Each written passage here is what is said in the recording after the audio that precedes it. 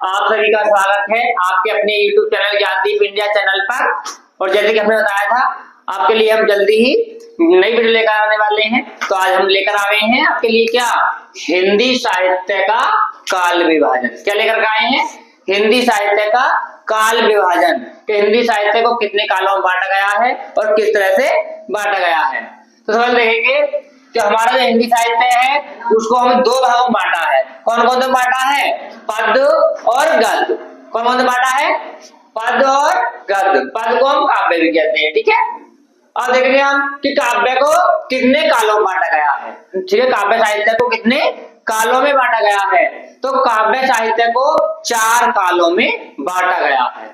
Number 1 आदिकाल, number 2 भक्ति काल, नंबर 3 प्रीतिकाल और नंबर 4 आधुनिक काल। ठीक है, 4 हो गए। अब देखेंगे हम कि आदिकाल को हम और भी किस नाम से जानते हैं। तो आदिकाल को हम वीर गाथा काल के नाम से भी जानते हैं। अगला है हमारा भक्ति काल। भक्ति काल को हम किस नाम से जानते हैं? तो भक्ति काल को जानते हैं हम पूर्व मध्य काल। अब आता है हमारा प्रीति काल। तो रीति काल को हम किस नाम से जानते हैं? तो रीति काल को जानते हैं हम उत्तर मध्य काल भी कहते हैं। ठीक है, तो ये इसके दो नाम प्रसिद्ध हैं। ठीक है, उत्तर मध्य काल या फिर क्या कहते हैं हम प्रीति काल। आधुनिक काल को हम आधुनिक काल ही कहते हैं, इसका कोई और दूसरा नाम है नहीं। ठीक है, आदिकाल को वीरगाथा काल भी कहते हैं, ये नाम इसका प्रसिद्ध है। इनके अन्य नाम भी हैं लेकिन ये दो नाम जो है ज्यादा प्रसिद्ध हैं। अब आता है कि हमारा ये आदिकाल कब से कब तक चला है। ठीक है, तो आदिकाल चला हमारा सन 743 ईस्वी से 1343 ईस्वी तक। ठीक है, जब ये खत्म हो गया है तो हमारा चालू हुआ है दूसरे नंबर पर भक्ति काल। तो भक्ति काल कब से स्टार्ट हुआ है? सन 1343 ईस्वी से 1643 ईस्वी तक। जब ये भक्ति काल समाप्त हो गया है उसके बाद चला है हमारा रीति काल। तो रीति काल कब से कब तक चला है? तो रीति काल चला है 1643 ईस्वी से 1843 ईस्वी तक। अब आता है हमारा आधुनिक काल। ठीक है, तो आधुनिक काल कब चला है? सन 1843 ईस्वी से निरंतर। ठीक है, हम निरंतर भी लिख सकते हैं या निरंतर नहीं लेकर के हम आज तक या फिर अब तक भी लिख सकते हैं। ठीक है, तो ये था इसका हिंदी पद काव्य का क्या है, काव्य साहित्य का काल विभाजन। कब से कब तक चला, हमें को कैसे याद रखना है या हमारे कैसे याद रहे। तो सबसे पहले हम क्या करेंगे, इसमें इनको क्रम से याद करेंगे कि पहले नंबर पर हमारा कौन सा काल है? आदिकाल। दूसरे पे कौन सा है हमारा? भक्ति काल। तीसरे पे कौन सा है हमारा? रीति काल। और चौथे पे कौन सा हमारा? आधुनिक काल। जब हमको इस तरह से याद हो जाएंगे बिल्कुल क्रम से कि पहले नंबर पे कौन सा है, दूसरे पे कौन सा है, तीसरे पे कौन सा है और चौथे पर कौन सा है, जब हमें इस तरह से याद हो जाएंगे जो इसके सन है वो हमें जल्दी याद हो जाएंगे। क्योंकि एक खत्म होगा दूसरा जब से स्टार्ट हो जाएगा। देखो जैसे जैसे 743 से स्टार्ट हुआ, आपको रखना कब से स्टार्ट हुआ। पहला काल हमारा 743 ईस्वी से, कब खत्म हो गया? 1343 तक। जब ये खत्म हो गया तो ये आपका स्टार्ट हो गया। ठीक है, तो जब हमें याद आएगा दूसरे नंबर कौन सा आता? भक्ति काल। तो भक्ति काल को देखेंगे आदिकाल कब खत्म हुआ? 1343 में। तो ये स्टार्ट होगा 1343 ईस्वी से 1643 ईस्वी तक। जब हमको याद आएगा तीसरा प्रीति काल, तो ये अब खत्म होगा, ये स्टार्ट हो जाएगा आपका। ये कब से स्टार्ट हो गया? 1643 ईस्वी से 1843 ईस्वी तक, यानी ये समाप्त हुआ और ये स्टार्ट हो गया। अब होता है हमारा चौथा कौन सा हमारा? आधुनिक काल। तो आधुनिक काल कब स्टार्ट हुआ? जब से रीति काल समाप्त हो गया और ये वाला हमारा चालू हो गया 1843 ईस्वी से निरंतर, यानी आज तक चल रहा है। अब देखते हैं हमारा कि गद्य जो हमारा ये कब से बना है। तो गद्य बना है हमारा, ये काव्य का जो आधुनिक काल है इसके बाद में इसके 5 भाग हो गए हैं जब से बना है हमारा ये गद्य साहित्य।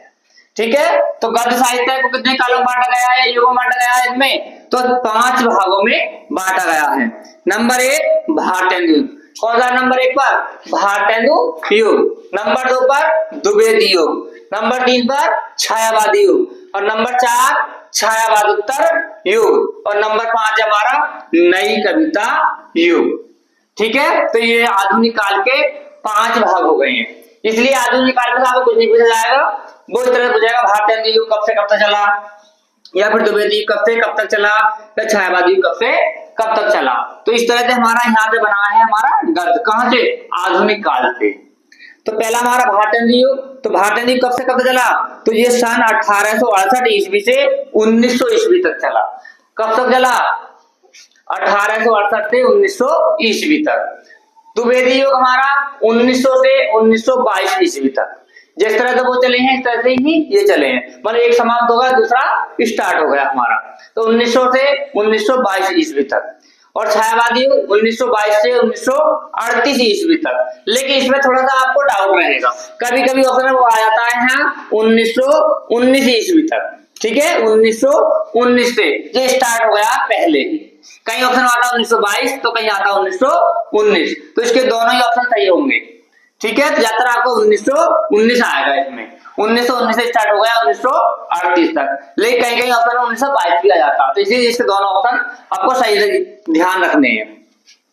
तो ये 1922 से 1938 ईस्वी तक। अब हमारा 1938 से 1947 ईस्वी तक कौन सा युग चला, छायावाद उत्तर युग।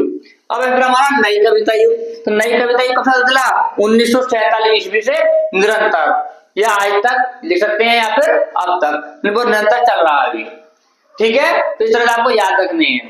भारतेंदु युग कब से कब तक चला, 1868 से 1900 ईस्वी तक। द्विवेदी युग कब तक चला, 1900 ईस्वी से 1922 ईस्वी तक। छायावादी युग 1922 से 1938 ईस्वी तक। और छायावादोत्तर युग 1938 से 1947 ईस्वी तक। और नई कविता युग 1947 से निरंतर। अब कभी कभी आ जाता है कि छायावादोत्तर युग के दो भाग हुए हैं, कौन कौन से हुए हैं, प्रगतिवादी युग और प्रयोगवादी युग, ठीक है। तो इसके कौन से भाग है, दो, नंबर 1 पर प्रगतिवादी युग और नंबर 2 प्रयोगवादी युग। तो प्रगतिवादी कब से चला, 1938 से 1943 ईस्वी तक। और प्रयोगवादी कब से चला, 1943 से 1947 ईस्वी तक। अब देखेंगे इनके अन्य नाम, तो भारतेंदु युग का तो कोई नाम नहीं, एक ही नाम है। द्विवेदी का कोई नाम नहीं है, तो इसका भी एक ही नाम है। लेकिन छायावाद युग के अनेक नाम हैं। जैसे हमने लिख के दिखाए आपको, छायावाद युग को हम छायावाद युग भी कहते हैं। क्या कहते हैं, छायावाद युग। और इसको शुक्ल युग भी कहते हैं, ठीक है। क्या कहते हैं, शुक्ल युग। और इसको प्रेमचंद युग के नाम से भी जानते हैं, और प्रसाद युग के नाम से भी जानते हैं। और छायावादोत्तर युग को हम शुक्लोत्तर युग भी कहते हैं। और नई कविता युग को भी कह देते हैं कभी स्वतंत्रता युग, ठीक है। लेकिन ज्यादा प्रसिद्ध नहीं है, इसका नाम यही ज्यादा प्रसिद्ध है, नई कविता युग। तो आपको ये याद रखने हैं कि छायावादी युग को हम किन किन नामों से जानते हैं, या छायावादोत्तर युग को किन किन नाम जानते हैं, या फिर छायावादोत्तर युग के कौन कौन से दो भाग हैं। तो ये आपका नंबर 1 प्रगतिवादी हो गया, नंबर 2 प्रयोगवादी। तो ये बताएं आपको कितने तरह समझ में आया है। अगर समझ में अच्छा आया हो तो हमारे वीडियो को लाइक करें और अपने दोस्तों में जल्दी से जल्दी शेयर करें। मिलते हैं अगले वीडियो में।